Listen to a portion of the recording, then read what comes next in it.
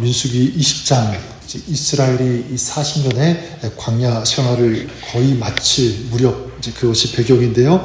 지금까지 이 광야 생활을 한마디로 정의한다면 불평과 원망이라고 할 수 있을 것 같습니다. 이스라엘은 끊임없이 먹을 것 때문에, 마실 것 때문에 원망하고 불평했죠. 오늘 말씀에도 이스라엘은 또 한 번 불평하기 시작하는데, 지금 이 가데스라는 곳에 도착하게 되는데, 거의 40년 전 이스라엘이 이 가나안을 정탐했고, 그리고 정탐 보고를 듣고 원망하고 불평했던 곳, 바로 이것이 가데스입니다. 가나안 사람들은 체구가 장대하고 우리들은 거기에 비하면 메뚜기와 같다. 우리는 결코 그 땅에 들어갈 수 없다. 차라리 애굽으로 돌아가는 것이 낫겠다. 이렇게 불평했죠. 이번에도 똑같은 레파토리인데 2절에 보니까 회중이 물이 없으므로 모세와 아론에게로 모여드니라. 그리고 3절과 4절에 보면 백성이 모세와 다투어 말하여 이르되 우리 형제들이 여호와 앞에서 죽을 때에 우리도 죽었더라면 좋을 뻔하였도다. 너희가 어찌하여 여호와의 회중을 이 광야로 인도하여 우리와 우리 짐승이 다 여기서 죽게 하느냐. 마치 이집트에서 죽지 않은 것이 후회스럽다는 이런 투로 얘기하고 있죠. 또 과거 이 고라의 반역 사건으로 인해서 많은 사람들이 죽었는데 그들과 함께 우리가 차라리 죽었으면 좋았겠다. 이렇게 말하고 계속 이렇게 오랜 시간이 지났음에도 불구하고 그 자리에 돌아왔는데 여전히 이스라엘은 변하지 않았습니다. 계속 원망하고 불평합니다.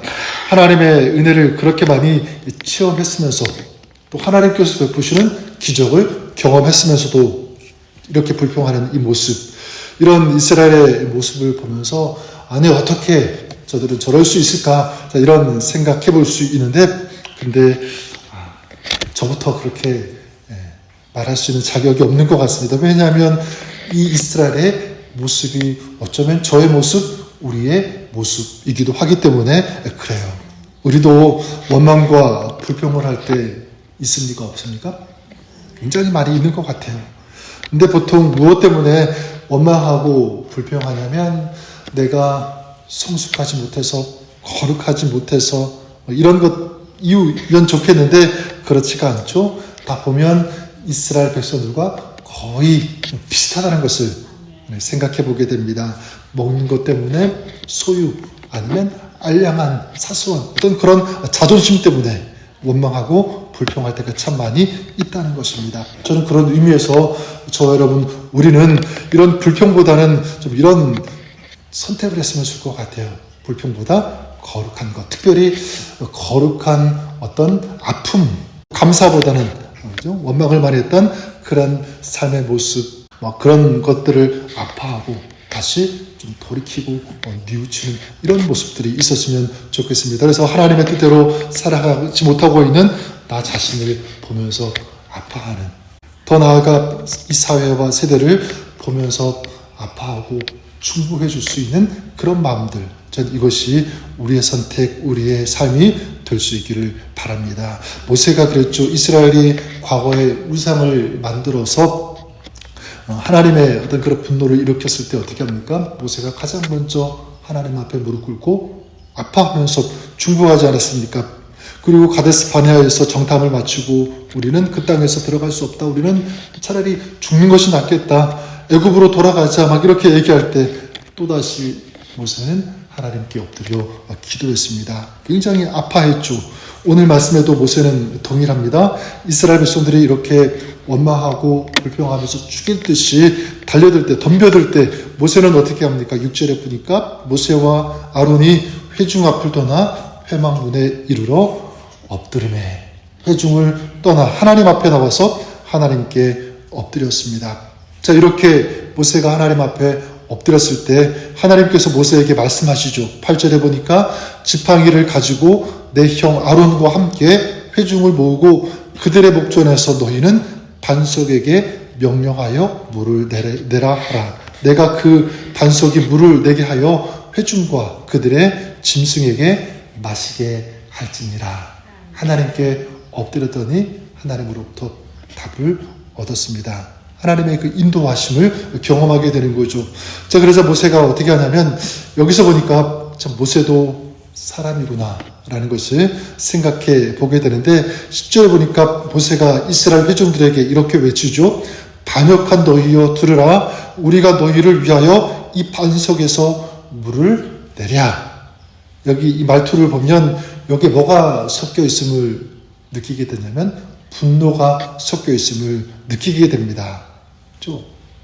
반역한 너희여 들으라. 우리가 너희를 위하여 이 반석에서 물을 내랴. 근데 여기서도 문제는 뭐냐면 우리가 너희를 위하여 이 반석에서 물을 내랴. 물은 하나님께서 내게 하시는 건데 마치 자신이 물을 내는 것처럼 이렇게 얘기를 하고 있다는 거죠. 물을 내는 이 주체가 하나님이 아니라 자신이 이 주체인 것처럼 그렇게 얘기하고 있습니다. 그리고 11절에 보니까 모세가 그의 손을 들어 그의 지팡이로 반석을 2번 치니. 앞에서 하나님께서 분명히 뭐라고 말씀하셨습니까? 반석을 향하여 명령하여 물을 내라.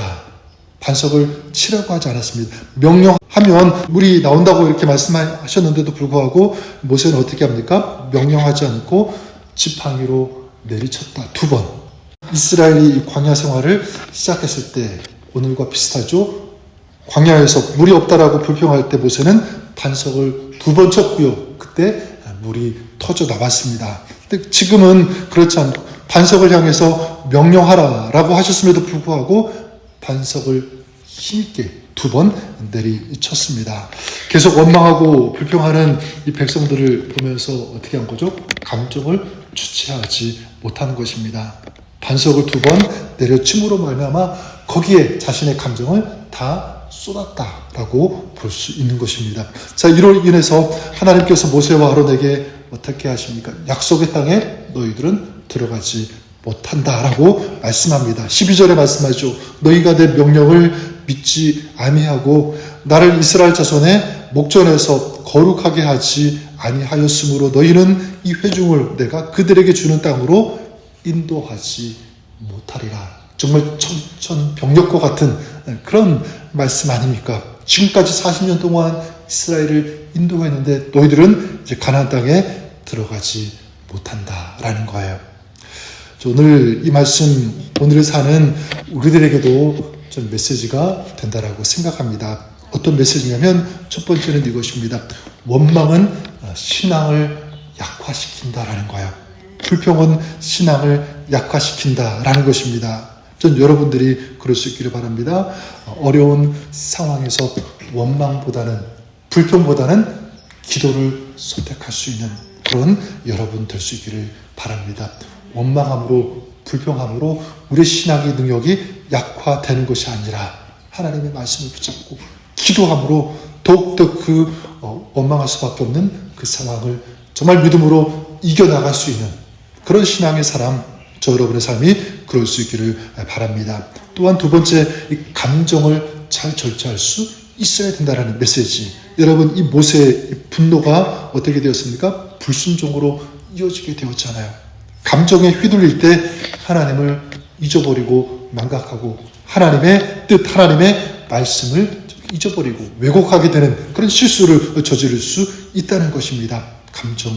오늘 우리의 감정을 막 불일듯하는 어떤 그런 요소가 있다면 그런 일들, 그런 상황을 만나게 될 때 다시 한번 여러분 자신을 생각하시고 더욱더 하나님의 뜻을 붙잡고 그리고 감정을 통제하고 말씀과 믿음, 이 기도로 다스릴 수 있는, 이길 수 있는 저 여러분 우리가 될 수 있기를 바랍니다. 그리고 마지막 한 가지, 우리 하나님의 명령, 하나님의 말씀에 더욱더 순종하기를 힘쓰는 그런 저와 여러분 우리가 될 수 있기를 바랍니다. 지금 이스라엘의 문제, 모세의 문제는 결국 무엇이냐면 하나님의 말씀대로 하지 않았다는 것. 이게 얼마나 큰 일을 만들었습니까? 그렇죠? 이스라엘 백성들은 큰 어떤 위험, 어떤 그런 어려움에 처했고 모세도 지금 마찬가지 하나님의 이 말씀에 불순종했을 때 가나안 땅에 들어가지 못하는 그런 일들. 저와 여러분들이 오늘 우리에게 주시는 하나님의 말씀, 우리가 새겨 듣고 그 말씀대로 순종하기를 힘쓰는 오늘 저와 여러분 우리의 삶이 될 수 있기를 바랍니다. 여러분들을 축복하고 싶은 것은 원망과 불평을 앞세우는 그런 사람이 아니라 기도를 앞세우고 거룩한 아픔을 가지고 하나님 앞에 엎드릴 수 있는, 또 충고할 수 있는 그런 사람, 그리고 감정에 요동하는 어떤 그런 사람이 아니라 하나님의 뜻을 따르고 붙잡고 나아가는, 흔들리지 않는 그런 사람, 순종의 삶, 이런 삶이 오늘 저와 여러분 우리의 삶이 될 수 있기를 주님의 이름으로 간절히 축원합니다. 여러분의 삶, 이런 아름다운 믿음의 삶, 순종의 삶, 기도의 삶 될 수 있기를 바랍니다. 그런 여러분 삶 가운데 오늘도 우리 주님께서 동행하여 주시고 승리하시도록 인도해 주시고 함께 해 주실 것을 믿습니다. 그런 주님과 동행하는 복된 하루 여러분의 삶이 될 수 있기를 우리 주님의 이름으로 간절히 축복합니다. 사랑과 은혜가 풍성하신 이 좋으신 하나님 아버지, 원망과 불평함이 얼마나 무서운지를 다시 한번 생각해 보게 됩니다. 오늘 이런 원망과 불평이 아니라 기도, 믿음을 선택하며 주님 앞에 엎드릴 수 있는 이런 진정한 믿음의 삶 살아가게 하여 주시옵소서. 오늘도 주님의 말씀, 주님께서 우리에게 부탁하시는 것을 듣고 그 말씀대로 따르며 순종하는 순종의 삶 살아가게 하여 주시옵소서. 오늘도 우리와 동행하시며 우리의 힘과 능력이 되어주시는 주님과 함께 살아가는 복된 하루, 승리하는 하루, 주님께서 주시는 은혜와 평안과 기쁨이 있는 그런 복된 삶 되게 하여 주옵소서. 감사드리며 우리 주 예수님 이름으로 기도드립니다. 아멘.